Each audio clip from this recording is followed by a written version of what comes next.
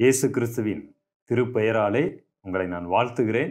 காதுள்ளவன் கேட்க கடவன் என்கிற இந்த நிகழ்ச்சியின் மூலமாக உங்களை சந்திக்கிறதிலே நான் மிக்க மகிழ்ச்சி உள்ளவனாய் இருக்கிறேன். கர்த்தர் தாமே இன்றைக்கு நாம் தியானிக்க போகிற வேத வசனங்களை ஆசீர்வதித்து அது நம்மளுடைய வாழ்க்கைக்கு மிகுந்த பிரயோஜனம் உள்ளதாக மாற்றி தருவாராக. இன்றைய தினத்தின் தியானத்திற்காக நெகேமியாவினுடைய புத்தகத்தை நாம் எடுத்துக்கொள்ளலாம். நெகேமியா 1ஆம் அதிகாரம். இந்த நெகேமியா 1ஆம் அதிகாரத்தில் தேவதாசர் நெகேமியாவினுடைய ஜெபம் அடங்கி இருக்கிறது. அதனால் இன்றைக்கு நாம் அந்த நெகேமியாவினுடைய ஜெபத்திலிருந்து சரியான சத்தியங்களை கற்றுக்கொள்ள போகிறோம். பிரியமானவர்களே, நெகேமியாவினுடைய ஜெபத்தை நாம் கொஞ்சம் அலசி ஆராய்ஞ்சோன்னு சொன்னால் அதிலிருந்து முக்கியமாக 3 குறிப்புகளை நாம் காண முடியும். என்ன அப்படின்னு பார்த்தீங்கன்னு சொன்னால், தன்னுடைய ஜெபத்தில் முதலாவது நெகேமியா தங்களை பற்றி சரியாக அறிந்திருக்கக்கூடியவராய் இருந்தார். இரண்டாவது, தேவனுடைய வார்த்தைகளை சரியாக அறிந்திருக்கக்கூடிய நபராக இருக்கிறார். மூன்றாவது, தேவனை சரியாக அறிந்திருக்கக்கூடிய நபராக இருக்கிறார். இந்த 3 குறிப்புகள் தான் அவருடைய ஜெபத்திலிருந்து நாம் அதை பார்க்க முடியும். அந்த ஜெபம் இந்த சாராம்சங்களை பிரதிபலிக்கிறதாக அமைந்திருக்கிறது. சரி, இதை வரிசையாக நம்ம கற்றுக்கொள்ளும் பொழுது நமக்கு மிகுந்த பிரயோஜனம் உள்ளதாக இருக்கும். உங்கள் கரங்களிலே வேதாகமம் இருக்கும் பட்சத்திலே நீங்கள் நெகேமியா 1ஆம் அதிகாரத்தை நீங்கள் எடுத்துக்கொள்ளுங்க. அதாவது பழைய ஏற்பாட்டில் பக்கம் பார்த்தீங்கன்னா 603வது பக்கம். இந்த நெகேமியா 1ஆம் அதிகாரத்தில் ஒரு சம்பவம் நடக்கிறது. என்ன அப்படின்னு கேட்டிங்கன்னா, நான் அதை உங்களுக்கு வாசித்து காண்பிக்கிறேன். நெகேமியா 1ஆம் அதிகாரம் 1 வசனம். அகலியாவின் குமாரனாகிய நெகேமியாவின் நடபடிகள் 20ஆம் வருஷம் கில்ஸ்லேயு மாதத்தில் நான் சூசான் என்னும் அரண்மனையில் இருக்கும்போது சம்பவித்தது என்னவென்றால், இப்போ என்ன உங்களுக்கு புரியுதுன்னா, நெகேமியா நம்ம கிட்ட ஏதோ ஒன்று சொல்ல விரும்புகிறார். அவரே தான் இதை எழுதியிருக்கிறதாக அநேக ஆசிரியர்கள் நம்புகிறார்கள். இப்போ நமக்கு என்ன அவர் சொல்ல விரும்புகிறார், நம்ம கிட்ட பேசுவது போன்று இந்த மொழி நடை, எழுத்து நடை அமைந்திருக்கிறது. அப்ப என்ன சம்பவித்தது? அடுத்த வசனத்துல பாருங்க. என் சகோதரரில் ஒருவனாகிய ஆனானியும் வேறே சில மனுஷரும் யூதாவிலிருந்து வந்தார்கள். அவர்களிடத்தில் நான் சிறையிருப்பில் மீண்டு தப்பின யூதரின் செய்தியையும் எருசலேமின் செய்தியையும் விசாரித்தேன். ஒருவேளை இந்த புத்தகத்தினுடைய பின்னணி தெரியாம இருக்கிறவங்க இதை புரிஞ்சுக்கிறதுக்கு கொஞ்சம் கஷ்டமா இருக்கும். இப்ப நெகேமியா எங்க இருக்கிறாருன்னா, பாபிலோன் தேசத்துல இருக்கிறாரு. அந்த சமயத்துல எருசலேம்ல இருக்கக்கூடியவங்க அடிமைத்தனத்துல இருந்தாங்க. இந்த நெகேமியா பாபிலோன் தேசத்தில் இருக்கிறார். நமக்கு தெரியும், பாபிலோன் இஸ்ரவேலை யூதரை சிறை பிடிச்சிட்டு போயிட்டாங்க. அவங்க 70 வருஷம் அடிமைப்பட்டு கிடந்தாங்க. 70 வருஷத்துக்கு அப்புறம் விடுதலை இஸ்ரவேலர்களுக்கு கிடைத்தது. விடுதலை கிடைத்த உடனே போய் தேவாலயத்தை கட்டினாங்க இஸ்ரவேலர்கள். அடுத்து பார்த்தீங்கன்னா, பாபிலோன் தேசத்தில் சிலர் அங்கேயே இருக்கிறாங்க. நெகேமியா போன்றவர்கள் ராஜ அரண்மனையில் வேலை பார்த்து கொண்டிருக்கிறாங்க. இந்த சமயத்தில் தான் எருசலேம்ல இருந்து அந்த தேவாலயத்தை கட்டி அலங்கத்தை கட்டி அங்கே இருக்கக்கூடிய ஜனங்களிலே சிலர் இங்கே வர்றாங்க. இவர்கிட்ட இந்த சுக செய்தியை இவர் விசாரிக்கும் பொழுது தான், இல்லை அங்கே அலங்கங்கள் எல்லாம் இடிந்து கிடக்கிறது அப்படிங்கிற செய்தியை கேட்ட உடனே இவர் ரொம்ப வருத்தப்படுறாரு. அடுத்து என்ன நடக்கிறது பாருங்க. 3வது வசனம் பாருங்க. அதற்கு அவர்கள், சிறையிருப்பில் மீந்திருக்கிறவர்கள் அந்த தேசத்தில் மகா தீங்கையும் நிந்தையையும் அனுபவிக்கிறார்கள். எருசலேமின் அலங்கம் இடிபட்டதும் அதன் வாசல்கள் அக்னியால் சுட்டெரிக்கப்பட்டதுமாய் கிடக்கிறது என்றார்கள். இந்த வார்த்தைகளை கேட்டபோது நான் உட்கார்ந்து அழுது சில நாளாய் துக்கித்து உபவாசித்து மன்றாடி பரலோகத்தின் தேவனை நோக்கி. அப்புறம் தான் ஜெபிக்கவே ஆரம்பிக்கிறார். என்ன ஜெபிக்கிறாரு? இந்த ஜெபம்தான் ரொம்ப ஒரு முக்கியமான ஒரு ஜெபமாக இருக்கிறது. ஃபர்ஸ்ட் பார்த்தீங்கன்னா, கர்த்தருடைய பிள்ளைகள் ஜெபிக்க ஆரம்பிக்கும் பொழுது அவங்களுடைய ஜெபத்தில் அவர்கள் தேவனை எப்படி அறிந்திருக்கிறாங்க அப்படிங்கிறது அவங்க ஜெபத்திலே தெரிஞ்சு போயிடும். அவங்க வசனத்தை எப்படி அறிஞ்சு வச்சிருக்கிறாங்க அவர்களுடைய ஜெபத்தில் தெரிஞ்சு போயிடும். தங்களை குறித்து என்ன நினைச்சுக்கிட்டு இருக்கிறாங்க ஜெபத்தில் தெரிந்துவிடும். நம்மளுடைய ஜெபம் விளையாட்டல்ல. எச்சரிக்கை பிரியமானவர்களே, நெகேமியாவினுடைய ஜெபத்தின் மூலமாக நெகேமியாவினுடைய ஞானம் நமக்கு வெளிப்படுகிறது. அவர் தேவனை அறிகிற அறிவு வெளிப்படுகிறது. வசன அறிவு வெளிப்படுகிறது. ஃபர்ஸ்ட் அவர் என்ன ஜெபிக்கிறார்னு பாருங்க. அவருடைய ஜெபம், நான் ஏற்கனவே சொன்னேன் அல்லவா, தங்களை பற்றி அவர் சரியாக அறிந்திருந்தார், தன்னை குறித்து சரியாய் அறிந்திருந்தார். அந்த ஜெபத்துல அது வெளிப்படுகிறது. என்ன வெளிப்படுகிறது? 5வது வசனம் பாருங்க. பரலோகத்தின் தேவனாகிய கர்த்தாவே, உம்மில் அன்பு கூர்ந்து உம்முடைய கற்பனைகளை கைக்கொள்ளுகிறவர்களுக்கு உடன்படிக்கையையும் கிருபையையும் காக்கிற மகத்துவம் உள்ள பயங்கரமுமான தேவனே, உமது அடியாராகிய இஸ்ரவேல் புத்திரருக்காக இன்று இரவும் பகலும் உமக்கு முன்பாக மன்றாடி, இஸ்ரவேல் புத்திரராகிய நாங்கள் உமக்கு விரோதமாய் செய்த பாவங்களை அறிக்கையிடுகிற அடியனுடைய ஜெபத்தை கேட்கிறதற்கு உம்முடைய செவி கவனித்தும் உம்முடைய கண்கள் திறந்தும் இருப்பதாக. நானும் என் தகப்பன் வீட்டாரும் பாவம் செய்தோம். நாங்கள் உமக்கு முன்பாக மிகவும் கெட்டவர்களாய் நடந்தோம். நீர் உம்முடைய தாசனாகிய மோசேக்கு கற்பித்த கற்பனைகளையும் கட்டளைகளையும் நியாயங்களையும் கை கொள்ளாதே போனோம். ஃபர்ஸ்ட் அவருடைய ஜெபத்துல என்ன வெளிப்படுகிறது? அவர் ஒரு கன்ஃபஸிங் ஜெபமாக அதை ஏறெடுக்கிறதை பார்க்கிறோம். இஸ்ரவேல் ஜனங்கள் இந்த நிலைமைக்கு இருக்கிறதற்கு என்ன காரணம் அவர் சரியாக அறிந்திருந்தார். அப்ப என்ன செய்கிறார்னா, நாங்கள் பாவம் செய்தோம். தன்னை அதுல இருந்து வித்தியாசப்படுத்திக்கிட்டு தான் ஏதோ நீதிமான் போலவும் இஸ்ரவேல் ஜனங்கள் எல்லாம் தப்பு பண்ணிட்டாங்க அப்படிங்கிறது போலவும் அவர் ஜெபிக்கவில்லை. தன்னையும் உட்படுத்திக் கொள்ளுகிறார். ஏன்? அவர் பாவம் செய்திருப்பாரா? என்னை பொறுத்த வரைக்கும் இவர் ஒரு கர்த்தருடைய தாசர். தனிப்பட்ட முறையில் அவர் எந்த தேவனுக்கு விரோதமாக பாவம் செய்யவில்லை.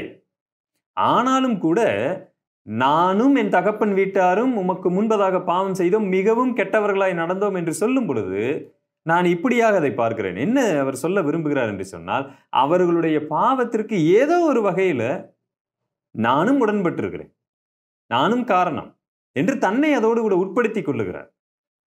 சில வேளைகளிலே நம்மளுடைய பிள்ளைகள் தவறு செய்யலாம். ஆனால் தகப்பன், என் பிள்ளை தப்பு பண்ணா அதுக்கு நான் என்னங்க பொறுப்பு? நம்ம சொல்லுவோம் அல்லவா? உண்மையை சொல்ல போனா ஒரு நல்ல தகப்பன் என்ன செய்வார்? தன்னை நியாயந்திருத்துக் கொள்வார். தப்பு என் மேலதான், என்னுடைய பகுதியை நான் சரியா செய்யாம இருக்கலாம். சபையில உங்க பக்கத்துல இருக்கிற சகோதரன் தவறு செய்யறதுக்கு நான் என்னங்க பொறுப்பு? அவர் வீழ்ந்து போனதுக்கு நான் என்ன பொறுப்பு? உங்க கூட தான் அவர் அதிகமாய் பேசி கொண்டு இருக்கிறார். நீங்கள் என்ன செய்திருக்கலாம்? அவர் தவறு செய்யும் பொழுது சுட்டி காமிச்சிருந்திருக்கலாம், எடுத்துரைத்திருக்கலாம். நமக்கு எதுக்கு வம்பு என்று நீங்கள் அமைதியா இருந்தீங்க பாத்தீங்களா? உங்களை நீங்களே நியாயம் தீர்த்து கொள்ள வேண்டியதா இருக்கிறது. சில வேளைகளிலே நானும் தவறு செய்திருக்கிறேன் ஆண்டவரே என்று சொல்லுகிறதுல ஆண்டவர் உடனே நம்மளை தண்டித்து விட போவது இல்லை. தவறே செய்யாவிட்டாலும் கூட ஆண்டவரே நானும் தவறு செய்திருக்கிறேன் என்று ஒத்துக்கொள்ளுவதிலே, நம்மை நாமே தாழ்த்துவதிலே தவறில்லை பிரியமானவர்களே. அங்கு தாழ்மை அடங்கி இருக்கிறது. அப்போஸ்தலனாகிய பவுல் அப்படித்தான் வாழ்ந்தார். 2 கொரிந்தியர் 13ஆம் அதிகாரத்துல நாம் அப்படித்தான் வாசிக்கிறோம். ஒரு தகப்பனாக இருந்து தேவனுடைய சமூகத்துல கொரிந்தியர்கள் செய்த அந்த தவறுக்கும் பாவத்திற்கும் தேவனுக்கு முன்பதாக நான் தாழ்மைப்படுவேனோ அப்படின்னு நான் பயந்திருக்கிறேன்னு எழுதுறார். அப்படின்னா என்ன அர்த்தம்? உங்களை நான் தான் வழி நடத்திட்டு இருக்கிறேன். இப்ப நீங்க செஞ்ச தவறுக்கு தேவன் முன்பதாக நான் சிறுமைப்பட்டு போய் நிற்க வேண்டிய ஒரு சூழ்நிலை இருக்கிறது என்று தன்னை தாழ்த்துகிறார்.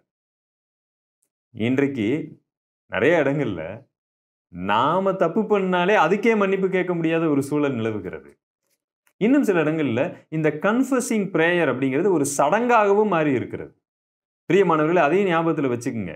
சிலர் ஜெபத்துல இப்படி சொல்லி தர்றாங்க, எடுத்த எடுப்புல நீங்க உடனே என்ன செஞ்சிடணுங்க, தேவனிடத்துல போனாலே கன்ஃபஸிங் ஜெபம், அதை பண்ணிட்டு தான் நீங்க ஜெபிக்கணும். அதை பார்த்தீங்கன்னா ஒரு சடங்கா மாத்தி வச்சிருக்கிறாங்க. கண்ணை மூடிக்கிட்டு தேவனுடைய சமூகத்துல போயிட்டு ஆண்டவரே தெரிந்தோ தெரியாமலோ நாங்கள் செய்த பாவங்களை மன்னித்து விடுங்க அப்படின்னு ஒரு கிளிப்பிள்ளை சொல்லுவது போல, ஒரு டேப் ரெக்கார்டில் போட்டு விட்டு அதை பேசுவது போன்று ஒவ்வொரு நாளும் தேவனுடைய சமூகத்துல போகும்போதெல்லாம் அறிந்தும் அறியாமலும் செய்த பாவத்தை மன்னித்து விடுங்கள், ஒரு சடங்காக பாவ அறிக்கை செய்வது சகஜமான ஒரு நிலைமையாய் மாறிவிட்டது.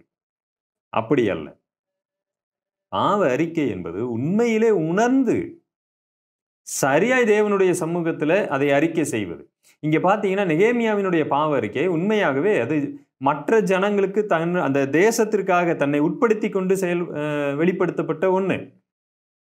ஒருவேளை இன்றைக்கு சபையாராக ஏதோ ஒரு வகையில நாம வீழ்ந்து போய் கிடப்போம் என்று சொன்னால் நீங்க சரியா இருக்கலாம். ஆனா ஒட்டுமொத்த சபையையும் உட்படுத்தி ஆண்டவரே எங்கள் சபையில நாங்கள் நிறைய தவறு செய்தோம் என்று சொல்லுவதில் தவறு இல்லை.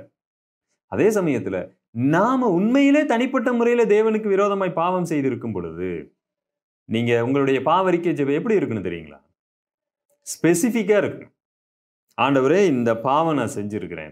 பொதுவா பாவம்னு அறிக்கை செய்யாதீங்க. நான் இந்த பாவம் செய்திருக்கிறேன், நான் இதை செய்தேன், நான் பொய் சொன்னேன், நான் திருடினேன், நான் விபச்சாரம் பாவத்தில் விழுந்து விட்டேன், ஒரு உதாரணத்திற்காக சொல்லுகிறேன். ஸ்பெசிபிக்கா சொல்லும் பொழுதுதான் அதை நாம் சரியாய் உணர்ந்திருக்கிறோம் என்று அர்த்தம். பொதுவாக நாங்கள் பாவம் செய்தோம் என்று சொல்லுகிறதுல உண்மையாய் பாவத்தை உணர்ந்திருக்கிறார்களா அப்படிங்கிறது ஒரு கேள்விக்குறிதான். ஆக பாவ அறிக்கை ஜெபம் என்பது உள்ளத்தின் அடியாழத்திலே உணர்வின் வெளிப்பாட்டாக அது இருக்க வேண்டுமே ஒழிய சடங்கா இருக்கக்கூடாது. சில பாரம்பரிய சபைகள்ல மனப்பாடமாக சபைக்கு வந்தாலே ஒரு புத்தகத்தை வைத்துக் கொண்டு பாவறிக்கை ஜெபத்தை ஒவ்வொரு நாளும் ஏறெடுக்கிற ஒன்றாக இருக்கிறது. ஒவ்வொரு ஞாயிற்றுக்கிழமையும் பார்த்தீங்கன்னா அது ஒரு சடங்காய் செய்யக்கூடிய ஒரு நிலைமை இருக்கிறது. அப்ப என்னைக்குமே நம்ம திருந்தலையா அப்படிங்கிற கேள்வி வருது. எப்பயுமே அந்த மனப்பாடம் பண்ணி ஒப்பிக்கிறது போல 4 வரிகளை எழுதி வைத்துக் கொண்டு நாங்கள் பாவம் செய்தோம் அப்படின்னு எழுதுறத வாசிக்கிறது, இதற்கு பெயர் பாவறிக்கை ஜெபம் அல்ல. புஸ்தகத்துல எழுதி வைத்து என்னைக்குமே பாவறிக்கை ஜெபம் பண்ணாதீங்க. அது உணர்வு ரீதியாக உணர்வு பூர்வமாக இருக்க வேண்டும். அப்ப முதல்ல தேவனுடைய சமூகத்துல நெகேமியா எப்படி அணுகுகிறார் என்று சொன்னால், தன்னுடைய நீதியை வைத்துக் கொண்டு அணுகவில்லை, தேவனுடைய இரக்கத்திற்காக கெஞ்சுகிறார். தன்னை பற்றியும் தேவன் ஏன் இப்படி செஞ்சிருக்கிறாரு, எங்களுடைய தவறுகள் அதில் இருக்கிறது என்பதை முழுமையாய் அறிந்திருக்கிறார். அப்ப தன்னை அறிந்தவராக நெகேமியா இருக்கக்கூடிய ஒரு நிலைமையை நாம பார்க்கிறோம். நம்பர் 2, அவருடைய ஜெபம் வேத வசனத்தின்படியாக இருந்தது. வேத வசனத்தை அவர் நன்கு அறிந்திருந்தவராக இருந்தார். பாருங்க, அவருடைய ஜெபத்துல அவர் என்ன சொல்லி ஜெபிக்கிறார்னு பாருங்க. 8வது வசனம், நீங்கள் கட்டளையை மீறினால் நான் உங்களை ஜாதிகளுக்குள்ளே சிதறடிப்பேன் என்றும், நீங்கள் என்னிடத்தில் திரும்பி என் கற்பனைகளை கைக்கொண்டு அவைகளின்படி செய்வீர்களானால் உங்களிலே தள்ளுண்டு போனவர்கள் வானத்தின் கடையாந்திரத்தில் இருந்தாலும் நான் அங்கே இருந்து அவர்களை சேர்த்து என் நாமம் விளங்கும்படி நான் தெரிந்து கொண்ட ஸ்தலத்துக்கு அவர்களை கொண்டு வருவேன் என்றும் தேவரீர் உம்முடைய தாசனாகிய மோசேக்கு கட்டளையிட்ட வார்த்தையை நினைத்தருளும். இப்ப இவருடைய ஜெபத்துல நேரடியாக ஆண்டவரே எங்களுக்கு இதை செஞ்சிருங்க, அதை செஞ்சிருங்க, எங்களை விடுதலை ஆக்கிருங்க அப்படின்லாம் சொல்லாம முதல்ல என்ன அவர் சொல்லுகிறார், ஆண்டவரே நாங்கள் பாவம் செஞ்சிட்டோம், இப்ப நீங்க வேத வசனத்துல சொன்னபடி நீங்களே சொல்லி இருக்கிறீங்க, நீங்கள் மனம் திரும்பினால் உங்களை சரிப்படுத்தி கொண்டால் உங்களை விடுதலையாக்குவேன், பழையபடி உங்களை மாற்றுவேன், உங்க வேத வசனத்துல நீங்கள் எழுதி இருக்கிறீர்கள் அல்லவா ஆண்டவரே, அந்த வசனத்தின்படி தான் நான் இதை ஜெபிக்கிறேன் என்று அதற்கு ஏற்ற தேவ சித்தத்தின்படியான ஜெபத்தை நெகேமியா ஏறெடுக்கிறதை பார்க்கிறோம். அப்ப நம்மளுடைய ஜெபம் வேத வசனத்தின்படி இருக்க வேண்டும். வேத வசனத்தின்படி இருக்கிறதா? இன்னைக்கு நிறைய இடங்கள்ல பாத்தீங்கன்னா பழைய ஏற்பாட்டுல இஸ்ரவேலர்களுக்கு சில இடங்களில் அது இஸ்ரவேலர்களுக்கு மட்டும்தான் பொருந்தும் அப்படிங்கிறதான சில வசனங்களை எடுத்து வச்சுக்கிட்டு நாங்களும் என்ன செய்யறோம், ஜெபத்துல வசனத்தின்படி நாங்கள் ஜெபிக்கிறோம்னு சொல்லிட்டு உலக பிரகாரமான ஆசீர்வாதத்துல அதிகமாய் தங்களுடைய கண்களை வைத்து கொண்டு இருக்கிறவங்க, எங்கடா ஏதாவது உலக ஆசீர்வாதம், உலக பேர், புகழ், பதவி, பட்டம் இப்படி எதையாவது ஆண்டவர் எனக்கு தந்துட மாட்டாரா, அதுக்கு ஏதாவது ஒரு வசனம் இருக்காதா அப்படின்னு அந்த இடம், அந்த சொற்சூழமைவு இது எதுவுமே இல்லாம அந்த வசனத்தை எடுத்து சம்பந்தமே இல்லாம தங்களுடைய வாழ்க்கையில் அபியாசப்படுத்தி தேவனிடத்துல ஜெபிக்கக்கூடியவங்களா இருக்கிறாங்க. பிரியமானவர்களே, எந்த ஒரு வசனத்தையும் நீங்கள் வியாக்கியானம் செய்யணும்னா கிறிஸ்துவினுடைய பிரமாணத்தின்படி நீங்கள் வியாக்கியானம் செய்யணும். கரெக்ட் தானே? இப்போ உதாரணத்திற்கு பழைய ஏற்பாட்டில் ஏதோ ஒரு வசனத்தை நான் வாசிக்கிறேன், அங்கு பார்த்தீங்கன்னா நியாயப்பிரமாணம், மோசேயினுடைய பிரமாணம் அந்த இஸ்ரவேல் ஜனங்களுடைய அந்த நாட்டிலே அவர்கள் ஒழுக்கமாய் வாழுவதற்கு நிறைய பிரமாணங்கள் கொடுக்கப்பட்டிருக்கிறது. அந்த பிரமாணத்துல ஒண்ணு, கண்ணுக்கு கல், பல்லுக்கு பல், ரத்தத்துக்கு ரத்தம். அதே மாதிரி இப்ப நான் என்ன பண்றேன்னா என்னுடைய ஜெபத்துல என்னுடைய பக்கத்து வீட்டுக்காரர் பாருங்க ஆண்டவரே எனக்கு விரோதமாய் செயல்பட்டு விட்டார், நாளைக்கு அவருடைய கண்ணு காணாம போயிடணும், காது கேட்காம போயிடணும், அவரு நடக்க முடியாம போயிடணும், நீங்க தானே பழைய ஏற்பாட்டுல இந்த மாதிரி எல்லாம் தவறு பண்ணவங்களுக்கு அந்த மாதிரி தண்டனை கிடைக்கணும்னு போட்டிருக்கு அப்படின்னு சொல்லி நீங்க ஒருவேளை, நானும் வேத வசனத்தின்படிதான் பிரதர் ஜெபிக்கிறேன், ஏன்னா சங்கீதத்துல கூட சில இடங்களிலே இப்படிப்பட்ட ஜெபங்கள் இருக்கிறதை பார்க்கிறோம். அவனுடைய இடம் அழிந்து போக கடவுது, துன்மார்க்கன் அப்படி ஆயிரணும், இப்படி ஆயிரணும். பிரியமானவர்களே, இன்றைக்கு நீங்களும் நானும் சம்பந்தமே இல்லாம வேதவசனம் முழுமையும், வேதவசனத்தினுடைய முழுமையான ஆலோசனை தெரியாம திடீர்னு ஏதோ ஒரு வசனத்தை எடுத்து வைத்துக்கொண்டு அதை என்னுடைய ஜெபத்துல நான் என்ன செய்யக்கூடாது, ஜெபித்து விடக்கூடாது.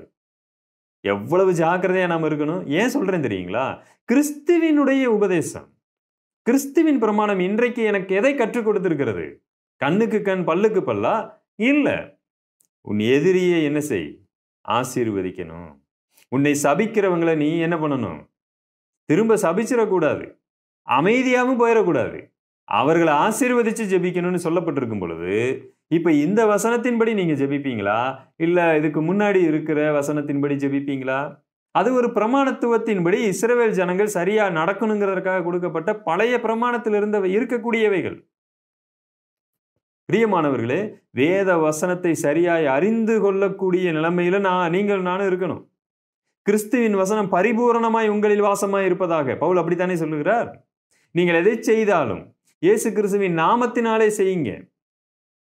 எதை அடிப்படையாய் வைத்து அப்போஸ்தலனாகிய பவுல் பேசுகிறார்? கிறிஸ்துவின் வசனத்தின்படி செய்யுங்க, அவருடைய போதனையின்படி செய்யுங்க, அவருடைய போதனையின்படி நாம ஜெபிக்கணும். நம்மளுடைய ஜெபம் கிறிஸ்துவின் போதனையின்படி இருக்கணும்.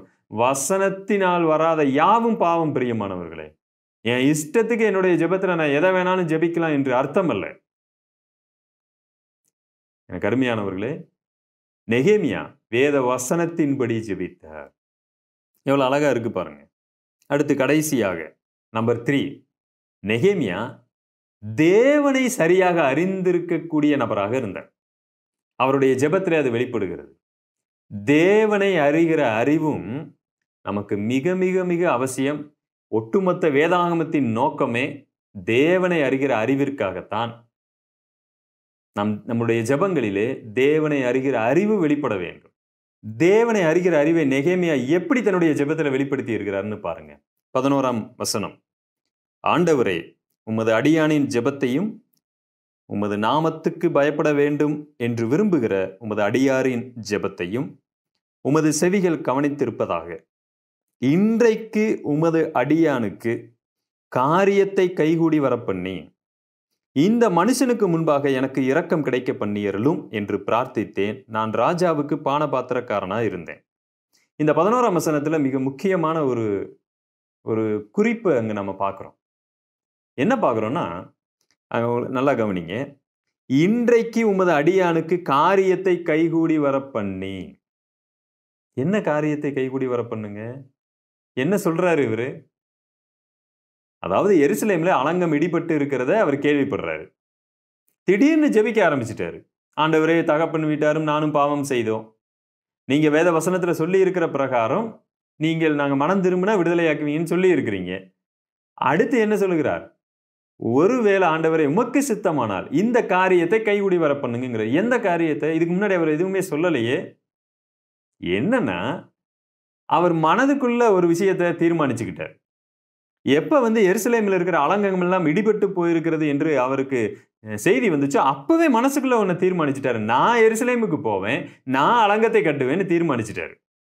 ஆனா ஜெபத்துல என்ன சொல்லுகிறாருன்னா, ஆண்டவர்கிட்ட, ஆண்டவரே இந்த காரியத்தை கைகூடி வர பண்ணுங்கன்னு மட்டும்தான் சொல்றாரு. ஃபுல்லா எல்லாத்தையும் சொல்லல. நான் என்ன நினைச்சிருக்கிறேன், நான் எருசலேமுக்கு போறேன் ஆண்டவரே, அங்க போய் நான் ஆலயத்தை கட்ட போறேன் ஆண்டவரே, அதாவது அலங்கத்தை கட்ட போறேன் ஆண்டவரே, இப்படி எல்லாம் எதுவுமே அவர் சொல்லல, வெளிப்படுத்தவே இல்லை. ஏன் தெரியுங்களா? தான் என்ன மனசுல நினைச்சிருக்கிறேன் அப்படிங்கறது கர்த்தர் அறிவார்னு அவருக்கு தெரிஞ்சிருக்கு. நான் ஆண்டவரே இந்த காரியத்தை கைகூடி வர பண்ணுங்க. எந்த காரியத்தை? இப்ப நான் மனசுக்குள்ள நினைச்சுக்கிட்டு இருக்கிறத. இன்றைக்கு சிலர் தேவனுக்கே எதுவுமே தெரியாதுங்கிற மாதிரி ஏ முதல் Z வரைக்கும், ஆ முதல் அக்கனா வரைக்கும் எல்லாத்தையும் ஜெபத்துல அப்படியே வரிசையா ஒப்பிச்சுட்டு வந்திருப்பாங்க. ஆண்டவரே, நாங்க பாத்தீங்கன்னா 5ஆம் நம்பர் பஸ்ல ஏறணும், உங்களுக்கு தெரியும். படியில இறங்கணும், உங்களுக்கு தெரியும். அங்க எங்கெல்லாம் நடந்து போய் கடைசியா கஷ்டப்பட்டு இங்க உள்ள இந்த வீட்டுக்குள்ள வந்திருக்கிறோம், உங்களுக்கு தெரியும் ஆண்டவரே. இவங்க எங்கெல்லாம் போனாங்க, என்னென்னலாம் பஸ் ரூட் இருக்கு, எல்லாம் தேவனுக்கு எதுவுமே தெரியாத மாதிரியும் இது எல்லாம் திரும்ப அப்படியே சொல்லிக்கிட்டு இருப்பாங்க. பிரியமானவர்களே, நெகேமியாவினுடைய ஜெப சுருக்கத்தை பாருங்க. இந்த காரியத்தை கைகூடி வர பண்ணுங்க. ஏன்னா கர்த்தர் அதை அறிந்திருக்கிறார். எச்சரிக்கை பிரியமானவர்களே, தேவனை அறிகிற அறிவு நம்முடைய ஜெபத்துல வெளிப்படணும். இது ஒரு விஷயம்னா, இன்னொரு விஷயத்தை உங்களுக்கு காண்பிக்கிறேன் பாருங்க. அப்படி ஜெபிக்கும் போது இன்னொரு வார்த்தையும் அவர் பயன்படுத்துகிறார் பாருங்க. இன்றைக்கு உமது அடியானுக்கு காரியத்தை கைகூடி வர பண்ணி இந்த மனுஷனுக்கு முன்பாக எனக்கு இரக்கம் கிடைக்க பண்ணியருளும். இந்த மனுஷனுக்கு முன்பாக இரக்கம் கிடைக்க பண்ணியருளும் யாரை பார்த்து சொல்றாரு? யாரை குறித்து சொல்லுகிறார்? ராஜாவை குறித்து சொல்லுகிறார். அதாவது இவர் ராஜ அரண்மனையில பானபாத்திரக்காரனா வேலை பார்த்துட்டு இருக்கிறாரு. இப்ப எருசலேமுக்கு போகணும். அங்க போய் தேவாலயத்தினுடைய அலங்கங்களை கட்டணும். அப்ப இவர் அனுமதிச்சாதான் போக முடியும். ராஜா அனுமதிச்சாதான் போக முடியும். அப்ப ஃபர்ஸ்ட் என்ன அங்க ஜெபிக்கிறார்னா, உமக்கு சித்தமா ஆண்டவரே இந்த காரியத்தை நீங்க கைகூடி வர பண்ணுங்க. இரண்டாவது என்ன ஜெபிக்கிறார்னா, இந்த மனுஷனுக்கு முன்பாக எனக்கு இரக்கம் கிடைக்க பண்ணியருளும் அப்படின்னு சொல்லும் பொழுது, ஏன் இங்க இந்த மனுஷன்கிற வார்த்தையை பயன்படுத்துகிறார்? அவர் ராஜா தானே. ஆனால் மனுஷன் அப்படிங்கிற வார்த்தையை ஏன் பயன்படுத்துகிறார் தெரியுங்களா? தேவனுக்கு முன்பாக ஜெபத்தில், தேவனுக்கு முன்பாக ராஜா என்கிற வார்த்தையை அவர் பயன்படுத்த அவர் மறுக்கிறார். காரணம், தேவனுக்கு முன்பதாக ஒருத்தனும் ராஜா கிடையாது. அவர்தான் ராஜா, ராஜாதி ராஜா, சர்வ வல்லமையுள்ள ராஜா. ஒரே ராஜாதி ராஜா யாருங்க? தேவன் தாங்க. தேவனுக்கு முன்பதாக இந்த பாபிலோனில் இருக்கக்கூடிய அல்லது மேதியா பெர்சியா ராஜாக்களை கொண்டு போய் எப்படி காமிக்கிறாரு? மனுஷன்னு காமிக்கிறார். இந்த மனுஷனுக்கு முன்பாக ஆண்டவரே நீங்க என்னுடைய கண்களிலே தயவு கிடைக்க பண்ணுங்க அப்படின்னு சொல்லிட்டு எப்படி அந்த வசனத்தை முடிக்கிறார் பாருங்க. இந்த மனுஷனுக்கு முன்பாக எனக்கு இரக்கம் கிடைக்க பண்ணியருளும் என்று பிரார்த்தித்தேன். நான் ராஜாவுக்கு பானபாத்திரக்காரனா இருந்தேன். இப்ப ராஜாங்கிற வார்த்தையை பயன்படுத்துகிறார். நான் இந்த மனுஷனுக்கு முன்பதாக எனக்கு இரக்கம் கிடைக்க பண்ணியருளும் சொல்லிட்டு இப்படி நான் பிரார்த்தித்தேன். நான் ராஜாவுக்கு பானபாத்திரக்காரனா இருந்தேன்னு யார்கிட்ட சொல்றாரு? நம்ம கிட்ட சொல்றாரு. நம்ம கிட்ட சொல்லும் போது என்ன வார்த்தையை பயன்படுத்துகிறார்? ராஜாங்கிற வார்த்தையை பயன்படுத்துகிறார். அப்ப மனிதர்களிடத்துல பேசும் பொழுது ராஜா அப்படிங்கிற வார்த்தையை பயன்படுத்துகிறார். தேவனிடத்துல பேசும் பொழுது அவன் ராஜா கிடையாது, அவன் மனுஷன் என்று வார்த்தையை பயன்படுத்துகிறார். தேவனுக்கு முன்பதாக எந்த அளவுக்கு ஒரு தாழ்மையாகவும் தேவனை எப்படி உயர்த்தக்கூடிய ஒரு நபராகவும் நெகேமியா இருந்திருக்கிறார் பாத்தீங்களா? தேவனுக்கு முன்பதாக எல்லாம் மனுஷங்க. பிரியமானவர்களே, எகிப்திலிருந்து புறப்பட்டு போன ஜனங்கள் கானான் தேசத்தை வேவு பார்க்க போகும் பொழுது அங்க இருக்கக்கூடிய ஜனங்கள் எல்லாம் உயரமா இருக்கிறத பார்த்துட்டு இவர்கள் எல்லாம் ராட்சசர்கள் ஐயோ அப்படின்னு சொல்லிட்டு ஓடி வந்தாங்க. 2 பேர் மாத்திரம்தான் தேவனை பலவான்களாக பார்த்தாங்க. அவங்க எல்லாம் சாதாரண ஆட்கள்னு பார்த்தாங்க. இன்றைக்கு நாம் தேவனை அறிகிற அறிவை எப்படி நாம வச்சிருக்கிறோம்? இந்த உலகத்தில் இருக்கிற மனுஷங்களுக்கு பயந்துகிட்டு இருக்கிறோம். இந்த உலகத்தில் இருக்கிற மனுஷங்களுடைய தயவுக்காக அவங்க பின்னாடி போய்கிட்டு இருக்கிறோம். எனக்கு பிரியமானவர்களே, நீங்க ஒரு கிறிஸ்தவனா இருந்தா எந்த மனுஷனுக்காகவும் பயப்படாதீங்க. மனுஷனுக்கு பயப்படுகிற பயம் கண்ணியை வருவிக்கும். அதே சமயத்துல நெகேமியா ராஜாவுக்கு மரியாதை செலுத்தக்கூடியவராகவும் இருந்தார். அவர் வேலையில அவர் கரெக்டா இருந்தார். மனிதர்களை மரியாதையா நடத்துங்க. மனிதர்களுக்கு அடிமைப்பட்டு போய் விடாதீர்கள். மனிதர்களை கனம் பண்ணுங்க. மனிதர்களை உயர்த்தி விடாதீர்கள். மனிதர்களுடைய தேவைகளை சந்திங்க. ஆனால் மனிதர்களுக்காக மாத்திரமே வாழ்ந்து விடாதீர்கள். மனிதர்கள் தேவனுக்கு முன்பதாக வெறும் மனுஷங்க தான்.